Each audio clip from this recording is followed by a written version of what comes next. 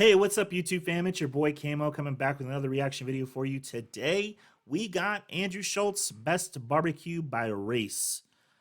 I have no idea how this will go. I don't feel like whites will be up there in the high ups. This is all stereotypes, by the way. I feel like black people might be up there. Who else does good barbecue? Oh, I don't know if they go Korean or Brazilian. Ooh.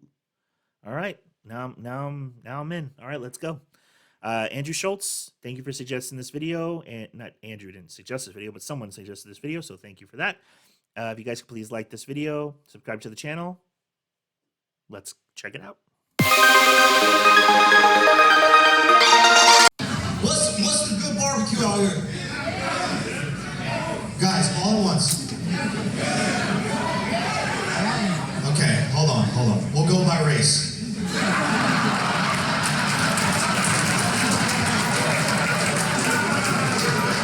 This will be really fun.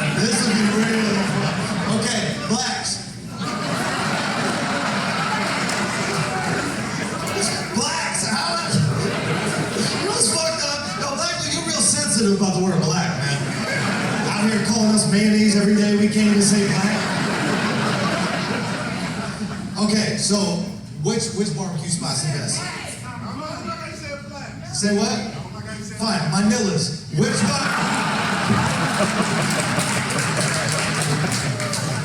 No, what's your barbecue spot? What's your barbecue spot? It's called the Pit? The Pen? The Pen or the Pit? Alright, the Pit. Blacks go with the Pit. Whites. You're not from around here? There's only one. I need a Houston white. Sir, sit down, you have too much energy. You're scaring the fuck out of all of us. This could have been a mass murder if you stand up like that. White people stand up in crowded spaces, I duck. I get real racist when white people stand up. I have something to say about this. No, you don't. Sit down. Sit down, Fred. Sit down. Now you're calm. Okay. What's the barbecue spot for the whites? Okay. Gatlin's barbecue? Gatlin's barbecue. John Gatlin, bro. That motherfucker held a few slave auctions right there. I wasn't the only meat he was selling his brisket. He was selling some Bryans. The thing I love about Andrew is he obviously he's great at Crowdwork. He has a Crowdwork special. If you guys haven't watched, you guys should check it out. He's just so good off the cuff, which some people are born with it. They're just naturally quick and they can come up with shit off the cuff. Some people, when I say people, I mean like stand-up comedians.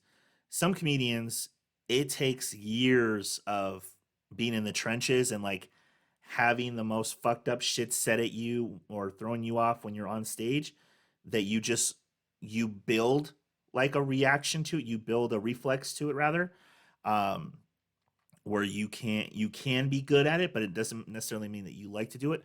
I just have a feeling that Andrew Schulz is one of those people that's always been good at it.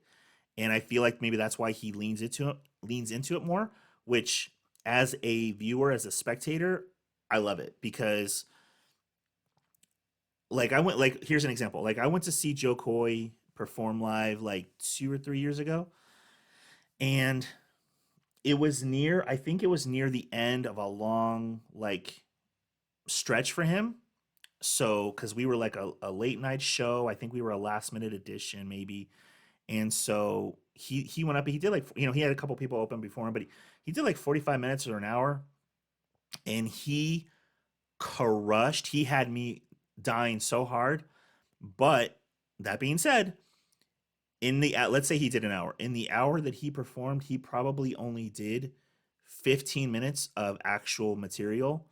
And I say that because when you do stand up for a long time, or maybe other people can tell too, but like I can tell I can usually tell when someone's doing a bit versus someone's doing crowd work, because just because someone starts off, just because a comedian starts off with a joke by first asking a question to an audience member, that doesn't necessarily mean that like what they're about to say is not already planned. They already have, you know, kind of a designated response for like, if they say this, I'll say that. If they say that, I'll say this, and that'll lead me to my joke about this, right? I could just tell that Joe, it was just not that kind of day. Like Joe did like 15 minutes of actual material and 45 minutes of crowd work, and it was hilarious. And the other reason why I know is because I got to meet him after the show, and I basically asked him. I didn't really ask him, but I basically kind of came with the assumption of like, man, like you were just riffing with the crowd work tonight, huh? He even said I couldn't help it, man. I just didn't feel like doing my material tonight. And I was like, yeah, like I liked it. I enjoyed it. Like you got no complaints out of me. Like your crowd work was amazing. So he admitted it. He's just like, I just didn't feel like doing my material tonight. I just felt like fucking around with the crowd. And when you're like that, when you're good like that, and you can perform and feed off the crowd's energy and vibe, awesome. When you are forcing it, sucks. Which is why I don't force it, because I personally, when I did stand up, I would hardly ever go to the crowd, just because, not that I couldn't, it's not one of those things that's like my, it's not one of my favorite things. My favorite things is to write the material and perform the material. And if off the cuff something happens in the moment that isn't within the audience that I need to bounce off someone or riff with somebody, cool. But it's not something I go into the performance with like, I'm just gonna fuck around all night and just fuck with the audience. My best friend, I think I talked about her a couple times on the channel. Her name's Eileen. She's a comedian, and she's really, really funny, guys. She is really good at crowd work, and she loves crowd work. And like we're basically total opposites. Like for maybe 10% of my act will be crowd work and 90% will be material. She's the opposite. She'll be like 90% crowd work, 10% material. And she's good at it though. So when you're good at it, there's no complaints. When the one part that bothers me is when you're a comedian that you're going to the crowd because you can't like think of your next joke, or you're kind of stuck with like, fuck, what was I just talking about? It happens sometimes. Like you do forget what you were saying. You do forget your next joke. But when you're going to the crowd for that, it's like I can spot it a little bit easier versus like, no, you just feel like doing crowd work tonight. And Andrew, I love when he does crowd work because I think he's really great at it. Okay, Mexicans. Okay, what is it, dog? Aunt Pookie's.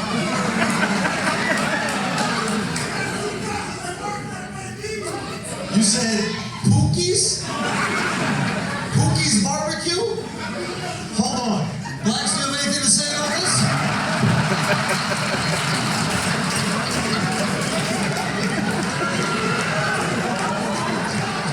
You just gonna let them take your barbecue name, son? You let them appropriate your fucking barbecue? If y'all got a Jamal's Tacos out here, I'm gonna be pissed off.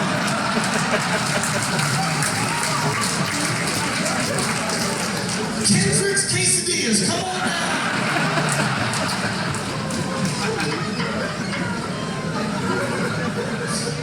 All right, you Mexicans, are you getting behind this? No.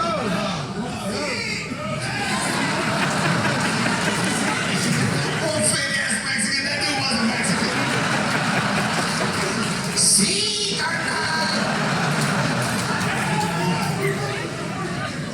you got two cousins that work there. Motherfucker, you got cousins that work at every restaurant here.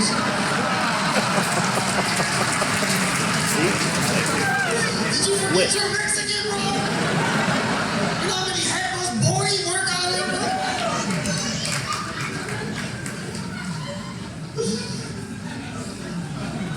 All right, Asians. Ready? Which pet store? Set him up. That's good. Y'all wanna get your barbecue at PetSmart? What the? That might have been tree bottom. The other stuff was. Yeah, the dog. All right, guys. Well, that was Andrew Schulz, best barbecue by race. I guess I misunderstood the context of the title because I thought it was like who makes the best barbecue, not like which race thinks their best place is the best barbecue place. So obviously, I don't know any of these places. I'm not in Houston. Aunt Pookie's though, that's that's a pretty good name. I appreciate you guys. Thank you for suggesting the video. As always, if you have other videos you'd like me to react to, comment section below. Until next time.